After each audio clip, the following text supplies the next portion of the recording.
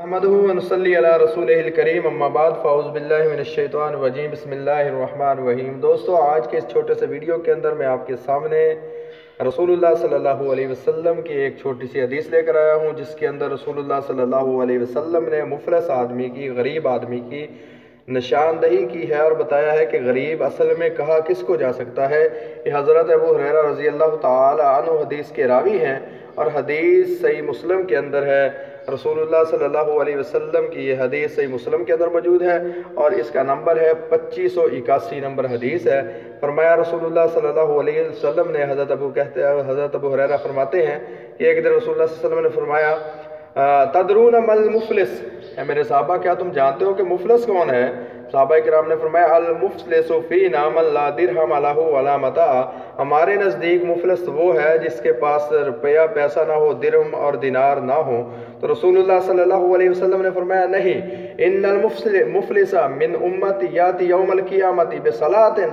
وصیام وزکاۃ ویاتی قد شتم ھذا وقذف ھذا، فرمایا بلکہ مفلس وہ ہے کہ قیامت کا دن ہوگا، وہ بہت زیادہ نمازیں لے کر آئے گا، یعنی نمازی آدمی ہوگا، نمازوں کے اعمال لے کر آئے گا،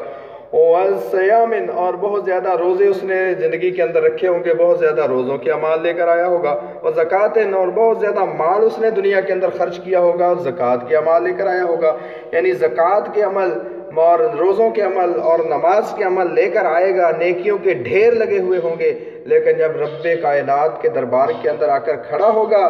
اور فرمایا کہ ایک آدمی آئے گا اور ایک آدمی آئے گا کہے گا قد شتم ھذا، اے اللہ اس سے پوچھ، اس نے دنیا کے اندر مجھے گالی دی تھی، وقذف ھذا، دوسرا آئے گا اللہ اس بندے نے میرے اوپر جھوٹی تہمت لگائی تھی، واکل مال ھذا، تیسرا آئے گا اللہ اس بندے نے دنیا کے اندر میرا مال دبا لیا تھا، وسفک دم ھذا، چوتھا آئے گا یار اے اللہ اس سے پوچھئے اس نے میرا دنیا کے اندر خون کو بہایا تھا، وضرب ھذا، پانچواں آئے گا اللہ اس بندے نے دنیا کے اندر مجھے ناحق مارا تھا، فیوتا ھذا من حسناتہ وَحَاذَ مِنْ حَسَنَاتِهِ، ان پانچوں آدمیوں کو اس کی نیکیوں میں سے نیکیاں اٹھا کر اللہ اس کے ظلم کے بقدر، اس کی گالی کے بقدر، اس کے قتل کے بقدر، اس کے خون بہانے کے بقدر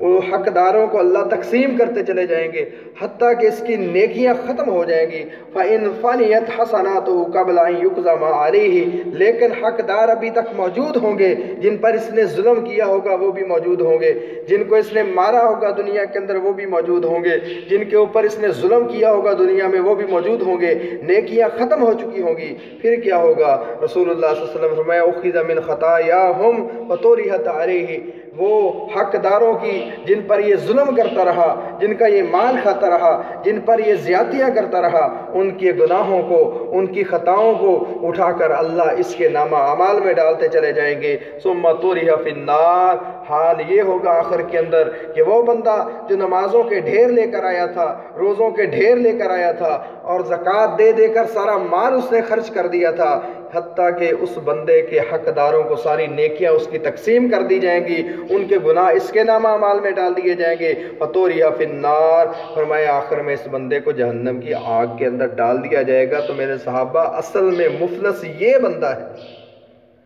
تو دوستو اس چھوٹے سے کلپ سے ہمیں کیا سبق ملتا ہے، چھوٹے سے ویڈیو سے، چھوٹی رسول اللہ صلی اللہ علیہ وسلم کی حدیث سے، کہ دنیا کے اندر ظلم سے بچو، زیادتی سے بچو، کسی کا مال ناحق کھانے سے بچو، کسی کا خون بہانے سے بچو، کسی پر ظلم زیادتی کرنے سے بچو۔ ایسا نہ ہو کہ ہماری نیکیاں ساری ان کو دے دی جائیں اور قیامت کے دن ان کے گناہوں کو ہمارے پلڑے میں نامہ اعمال میں ڈال دیا جائے۔ آخر میں اللہ سے دعا ہے کہ جو کچھ میں نے سنایا ہے، آپ نے سنا ہے، ہم سب کو اس کے اوپر عمل کرنے کی توفیق عطا فرمائے۔ وما توفیقی الا باللہ۔